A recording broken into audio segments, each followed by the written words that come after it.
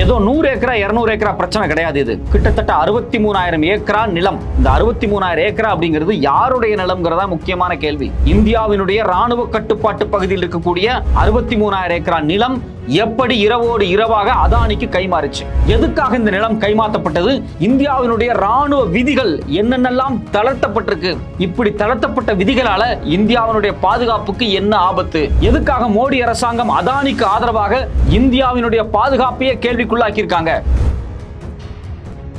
21 April 2023 டெல்லியில ரொம்ப முக்கியமான ஒரு மீட்டிங் நடக்குது. Director general of military operations, அதாவது இந்திய ராணுவத்தில் இருக்கக்கூடிய டைரக்டர் ஜெனரல், இது மட்டும் இல்லாம குஜராத்திலிருந்து சில IAS அதிகாரிகள், அவங்களோட இந்தியாவினுடைய எரிவாயுத்துறை அமைச்சர், இவங்க எல்லாம் ஒன்னா உட்கார்ந்து அதானிக்கு ஃபேவராக என்ன டீல் பேசப்பட்டுச்சு. இந்த மீட்டிங் நடந்து 15 நாளுக்கு பிறகு பாகிஸ்தான் இந்தியா எல்லையில் இருக்கக்கூடிய ராணுவ பகுதியில் இருக்கக்கூடிய 63,000 ஏக்கரா நிலம் இந்தியாவினுடைய அரசு நிறுவனத்துக்கு கைமாற்றப்படுது. அரசு நிறுவனத்துக்கு கைமாற்றப்பட்ட அந்த 63,000 ஏக்கரா நிலம் எப்படி அதானிக்கு வந்தது?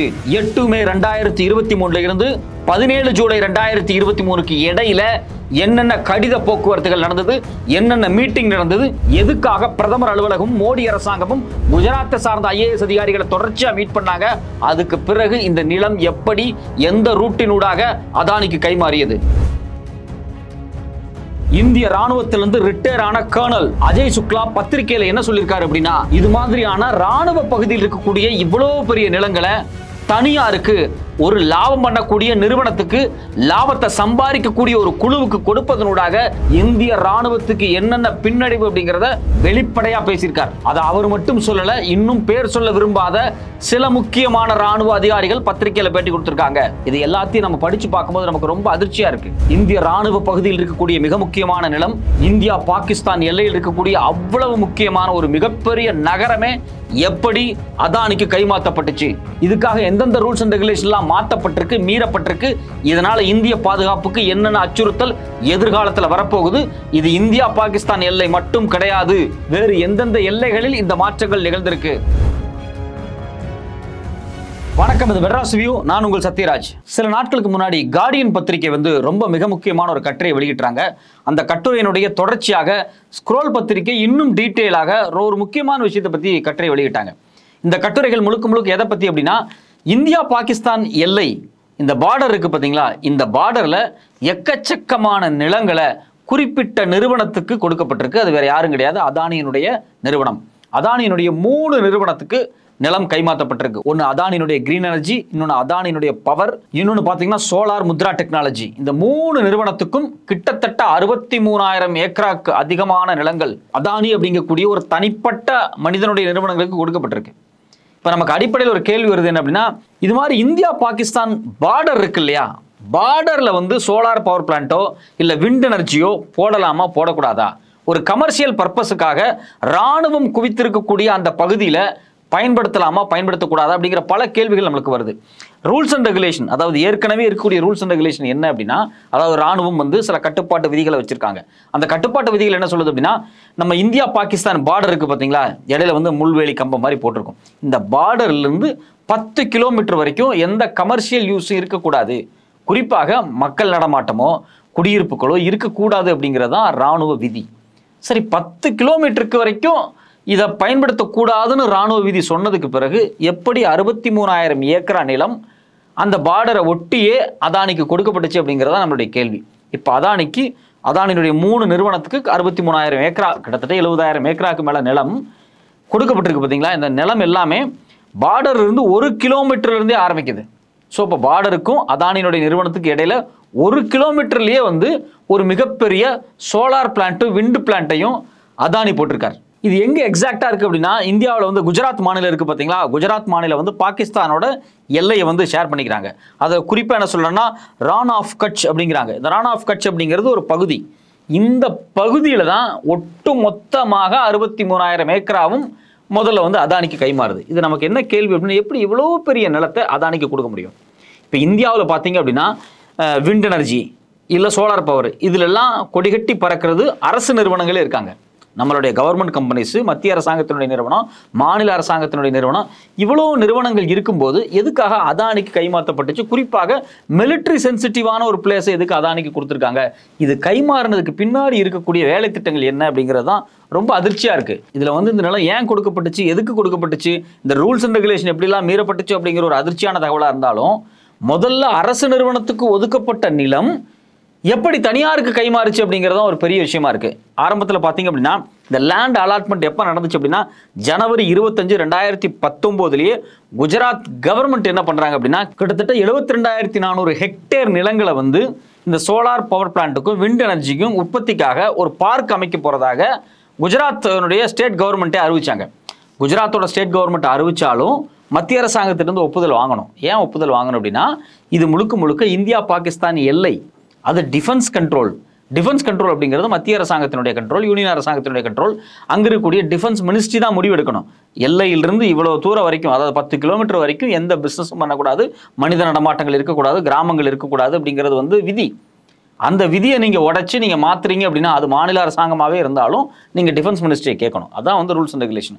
ஸோ அதன் அடிப்படையில் பார்த்தீங்க அப்படின்னா இந்த 2019 வருஷமே இந்த ரான் ஆஃப் குட்சில் வந்து மிகப்பெரிய ஹைபிரிட் ப்ராஜெக்ட், விண்டு ப்ளஸ் சோலார் ப்ராஜெக்ட் கொண்டு வரதுக்காக குஜராத் அரசு முதல்ல வந்து முனைப்பு காட்டுறாங்க.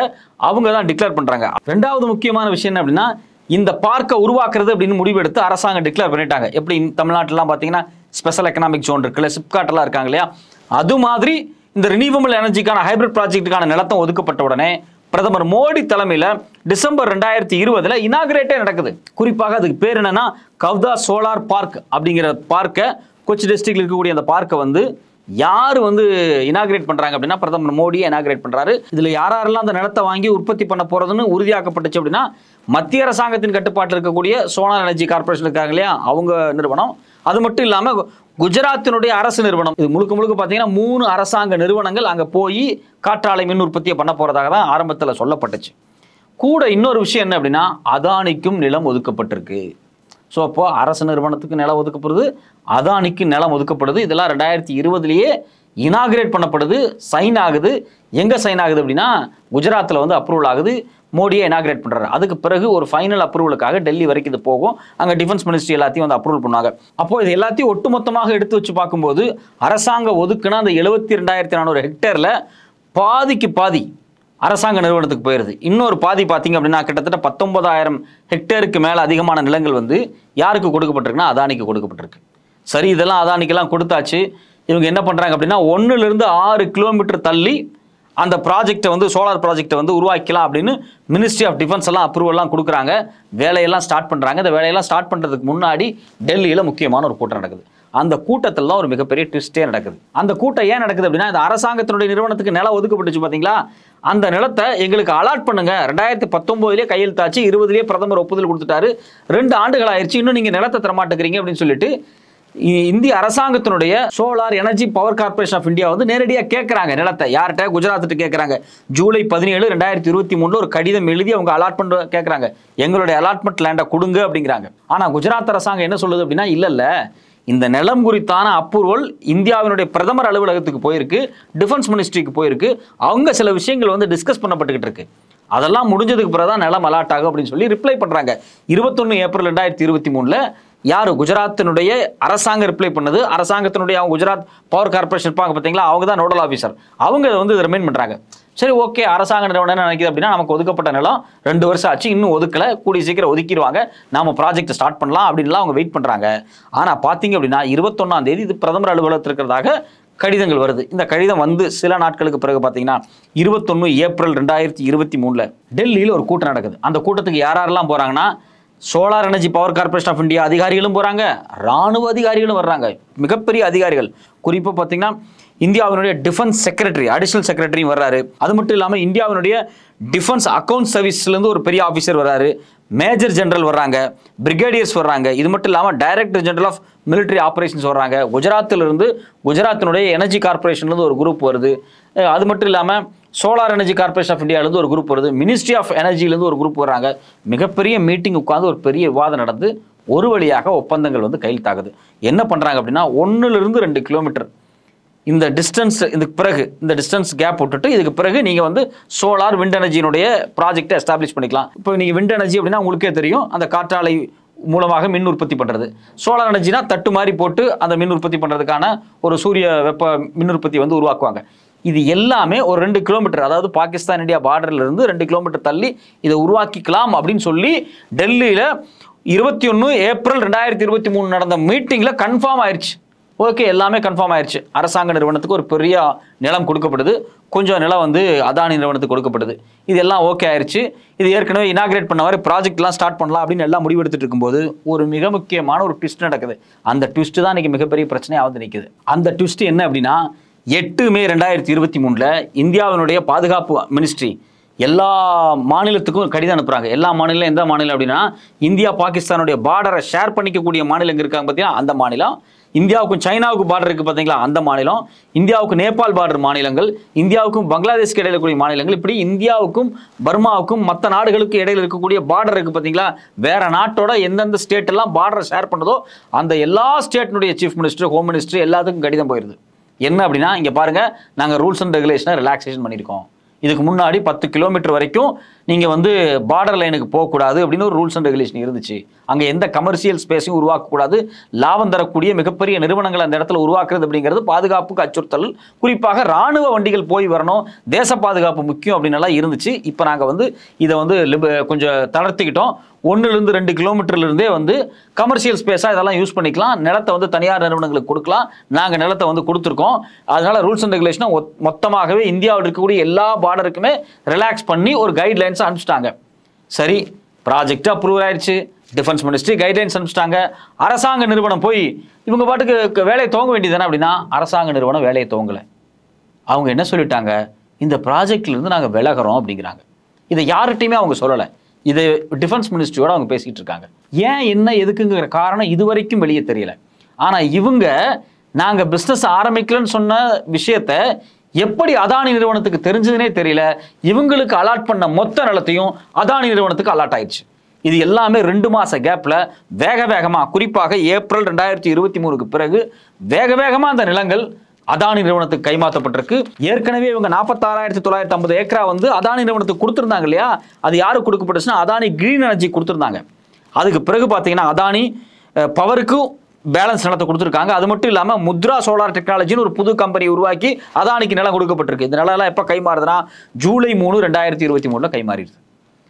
எப்படி அரசு நிறுவனத்துக்கு ஒதுக்கப்பட்ட நிலம் அதானி நிறுவனத்துக்கு விடிய விடிய கைமாறி இருக்கு? இதுதான் ஒரு மிக முக்கியமான ஒரு கேள்வி. அப்போ இதை எல்லாத்தையும் நமக்கு எடுத்து வச்சு பார்க்கும்போது அதானி நிறுவனத்துக்கு நிலம் ஒதுக்கப்படுறதுக்காகவே முதல்ல ஒரு மிகப்பெரிய நிலத்தை வந்து அரசு நிறுவனத்துக்கு ஒதுக்கி, அரசு நிறுவனம் அதானி மட்டுமே டெண்டர்ல வந்து அந்த டெண்டர் எடுக்கிற மாதிரியான சூழலை ஏற்படுத்தி, பிறகு அரசு நிறுவனம் வெளியே போனதுக்கு பிறகு அந்த நிலத்தை அதானிக்கே சரண்டர் பண்ற மாதிரியான வேலைகள் நடந்திருக்கும் அப்படிங்கிற சந்தேகம் தான் நமக்கு வருது. இப்போ இதெல்லாம் பார்க்கும்போது நமக்கு 2 விஷயம் தெரியுது. ஒன்று, அதானிக்கு நிலத்தை ஒதுக்குறதுக்காகவே முதல்ல இது அரசாங்கம் தான் செய்ய போகுதுன்னு அரசாங்கத்துக்கு ஒதுக்கி, இந்தியாவில் இருக்கக்கூடிய இராணுவ விதிகளை தளர்த்தி பிற்பாடு அந்த நிலத்தை அதானிக்கு கொடுக்கறது அப்படிங்கிற வேலை நடந்திருக்கு. இதை பார்க்கும்போது நமக்கு ரொம்ப அதிர்ச்சியாக இருக்குது. மிக முக்கியமான முன்னாள் ரிட்டையர்டான இராணுவ கர்னலில் என்ன சொல்கிறார் அப்படின்னா, நீங்கள் இது மாதிரியான தனியார் நிறுவனங்களை கொண்டு போய் பார்டர் எல்லையில் நீங்கள் உருவாக்குனீங்க அப்படின்னா, பாகிஸ்தான்லேருந்தோ இல்லை மற்ற நாடுகள் இருந்தோ யாராவது தாக்குதல் நடத்தினா கூட இந்த நிறுவனத்துக்கு நாங்கள் பாதுகாப்பு கொடுக்க வேண்டிய இடம் வரும்.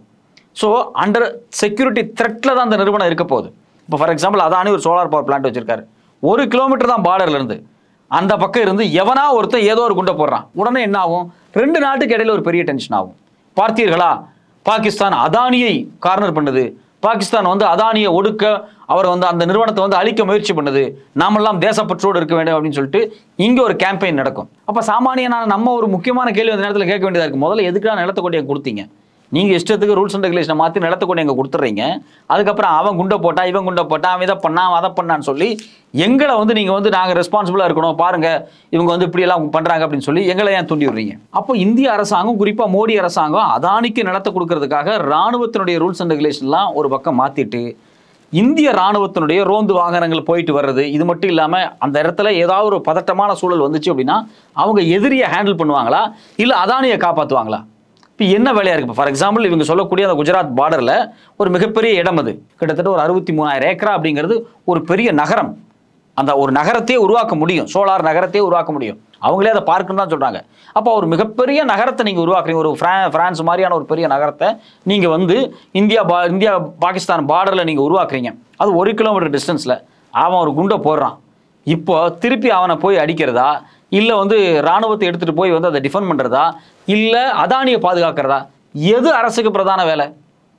அப்போ தேவையில்லாமல் அந்த நிலத்தை நீங்கள் வந்து அதானிங்கிற மாதிரியான தனியார் நிறுவனங்களுக்கு கொடுக்கறது அப்படிங்கிறது எவ்வளோ பெரிய ஆபத்து.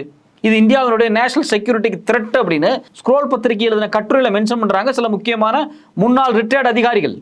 வெளிப்படையாகவே பேசுகிறாங்க, ஏன்னா இப்போ இருக்கக்கூடிய ராணுவ அதிகாரிகளால் பேச முடியாது. அப்போ ரிட்டையர்ட் ஆகி போனவங்க சொல்கிறாங்க, எப்போ பார்டரில் நீங்கள் எதுக்கு இவ்வளோ பெரிய நிறுவனத்தெல்லாம் கூட உருவாக்குறீங்க? கமர்ஷியல் ஸ்பேஸாக எதுக்கு இந்தியன் பார்டரை நீங்கள் யூஸ் பண்ணுறீங்க? இது எவ்வளோ பெரிய தப்பு அப்படின்னு சொல்லி பத்திரிகையில் தொடர்ச்சியாக எழுதிக்கிட்டு இருக்காங்க. அதை எதையுமே பொருட்படுத்தலை, எதையுமே காதில் வாங்கலை. இவங்க இஷ்டத்துக்கு இராணுவ விதிகளை தளர்த்தி இவங்க பாட்டுக்கு வந்து அதானிக்காக கொடுக்குறாங்க.